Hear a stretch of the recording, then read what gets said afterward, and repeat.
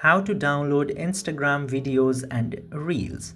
Now, in order to download Instagram videos and Reels, Instagram does not provide an official way to do that. So you have to use any of the third-party sources in order to download Instagram Reels, such as ssinstagram.com or fastvideosave.net, something like this website, which might not be very secure, and Instagram also does not allow the third-party software users to download their platform's videos. So do this completely in your risk. If you have very emergency case to download some reels, in those cases you can use the application, but I don't suggest using it. Now, in order to do that, if you have any emergency, you need to open your browser and search for Instagram Reels or videos download, and then the sites will open up. And after opening any of those sites, it will give a section to paste the video or reel link that you would like to download. Just simply paste that link in here and tap to download button.